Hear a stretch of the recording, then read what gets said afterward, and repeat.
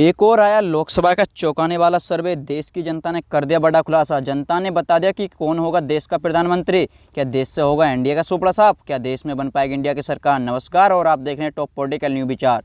Lok Sabha opinion poll 2024 में आप सभी का हार्दिक स्वागत है। अभी जनता के बीच से ये सर्वे सामने निकल कर आया। इस सर्वे में जनता ने बता दिया कि कौन होगा देश का प्रधानमंत्री। क्या अब की बार तीसरी बार नरेंद्र मोदी बन पाएंगे प्रधानमंत्री? जो बन पाएगा अन्य दल का नेता?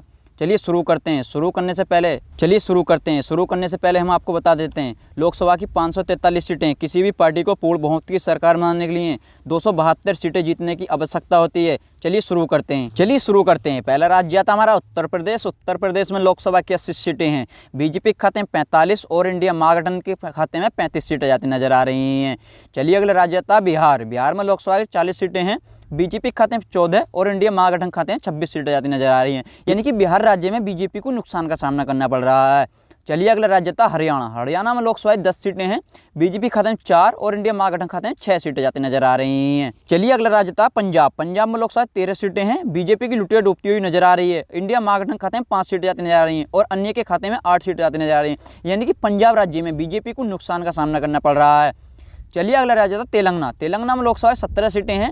बीजेपी खाते में 4 और इंडिया महागठबंधन खाते में 13 सीटें जाती नजर आ रही हैं। यानी कि तेलंगाना राज्य में बीजेपी को नुकसान का सामना करना पड़ रहा है। चलिए अगला राज्य था मणिपुर। मणिपुर में लोकसभा 2 सीटें हैं। बीजेपी की लुटिया डूबती हुई नजर आ रही है। 2 की 2 सीट इंडिया महागठबंधन खाते में जाती नजर आ रही है। यानी कि मणिपुर में बीजेपी को नुकसान का सामना करना पड़ रहा है।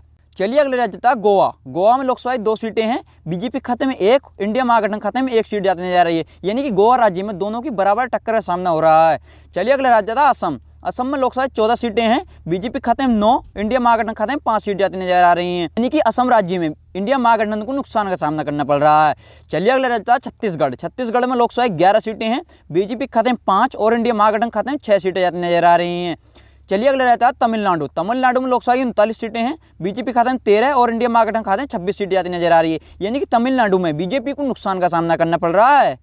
चलिए अगला राज्य था केरल। केरल में लोकसभा 20 सीटें हैं। बीजेपी की लुटिया डूबती हुई नजर आ रही है और इंडिया महागठबंधन खाते में 12 सीटें जाती नजर आ रही हैं और अन्य की बात करें तो अन्य के खाते में 8 सीट जाती नजर आ रही हैं। यानी कि केरल राज्य में बीजेपी को नुकसान का सामना करना पड़ रहा है। चलिए अगला राज्य था मध्य प्रदेश। मध्य प्रदेश में लोकसभा की 29 सीटें हैं। बीजेपी खाते में 7 और इंडिया महागठबंधन खाते में 22 सीट जाती नजर आ रही हैं। यानी कि मध्य प्रदेश में बीजेपी को नुकसान का सामना करना पड़ रहा है। चलिए अगला राज्य था त्रिपुरा। त्रिपुरा में लोकसभा 2 सीटें हैं। बीजेपी खाते में 1 और इंडिया महागठबंधन खाते में 1 सीट जाती नजर आ रही है। यानी कि त्रिपुरा में दोनों की बराबर टक्कर का सामना हो रहा है। चलिए अगला रहता है जम्मू कश्मीर। जम्मू कश्मीर में लोकसभा की 6 सीटें हैं। बीजेपी खाते में 3 और इंडिया महागठबंधन खाते में 3 सीट जाती नजर आ रही हैं। यानी कि जम्मू कश्मीर में भी बराबर का टक्कर का सामना करना पड़ रहा है।